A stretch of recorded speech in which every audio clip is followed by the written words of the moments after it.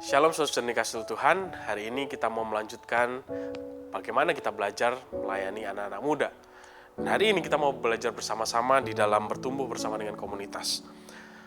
Saudara, sebagai makhluk sosial, kita pasti perlu yang namanya interaksi. Bahkan kita akan mengalami banyak kesulitan ketika dalam kehidupan kita menjalani kehidupan ini dengan mengandalkan diri kita sendiri. Kita butuh orang lain untuk bertumbuh. Satu hal yang dapat membentuk kita adalah komunitas kita. Jika komunitas baik, biasanya pribadi yang ada di dalamnya adalah kumpulan orang-orang yang baik, yang juga punya pengaruh yang baik. Tetapi jika komunitas atau perilaku dan pemikiran yang buruk, biasanya orang-orang yang di dalamnya juga memiliki sifat yang buruk juga. Orang yang buruk ketika bergabung di dalam komunitas yang baik akan perlahan-lahan membuat mereka mempunyai karakter yang mengikuti pandangan di dalam kelompok tersebut. Artinya akan membawa pengaruh yang baik. Tetapi ketika ada orang yang baik masuk di dalam komunitas yang negatif, kita akan lama-lama excuse terhadap berbagai macam hal-hal yang negatif dan kemudian juga kita terapkan di dalam kehidupan kita dan akan memberikan pengaruh yang buruk bagi kita. Apalagi anak-anak muda, saudara. Banyak komunitas di sekitar mereka. Ada komunitas nongkrong, ada komunitas hobi, ada komunitas yang lain bahkan yang tidak kelihatan di dunia maya seperti lewat grup WA, grup Telegram, dan lain sebagainya, saudara.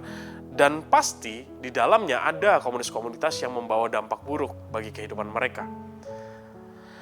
Alkitab pun berkata demikian. 1 Korintus 15 ayat 33 mengatakan, "Janganlah kamu sesat, pergaulan yang buruk merusakkan kebiasaan baik." Sehingga kita harus berhati-hati dalam memilih komunitas di mana kita mau bertumbuh. Jika kita salah masuk ke dalam sebuah komunitas, bisa-bisa kebiasaan baik yang sudah kita tanamkan dalam kehidupan kita kemudian bisa hilang. Lebih parahnya lagi, kita mulai menggantikan prinsip yang baik itu dengan prinsip-prinsip yang buruk yang mempengaruhi kita. Kemudian pertanyaannya, perlukah kita berkomunitas kalau ada kemungkinan kita bisa salah pilih? Bagi murid Kristus, komunitas adalah sebuah DNA. Ketika kita menilik kehidupan jemaat mula-mula, mereka hidup di dalam kelompok-kelompok kecil dan di sana mereka bertumbuh dengan pesat. Seharusnya semangat ini menjadi juga semangat kita ketika kita bertumbuh. Di sana ada kebahagiaan, saling mengasihi, saling perhatikan dan sebagainya. Pengkhotbah 4 ayat 9-10 mengatakan, "Berdua lebih baik daripada seorang diri, karena mereka menerima upah yang baik dalam jerih lelah mereka. Karena kalau mereka jatuh, yang seorang mengangkat temannya. Tetapi wahai orang yang jatuh, yang tidak mempunyai orang lain untuk mengangkatnya."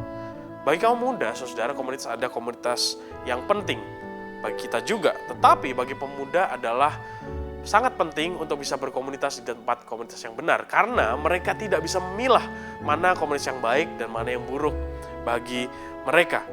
Mereka bisa merasakan yang namanya jatuh dalam kehidupan, sedih, galau, dan mereka membutuhkan orang lain untuk bisa menghibur, mengangkat diri mereka dan menyemangati mereka ketika mereka jatuh. Terkadang mereka malu, saudara, atau takut untuk bercerita kepada orang tua. Tetapi ketika dengan teman-teman sebayanya, mereka akan lebih terbuka. Karena itu mereka butuh tempat atau komunitas yang baik, yaitu komunitas pemuda di gereja. Bukan saja untuk mereka bisa belajar firman Tuhan, tetapi di sana mereka boleh bersama-sama belajar untuk hidup bersama sebagai anggota di dalam satu kesatuan tubuh Kristus. Gereja kita juga menyediakan wadahnya.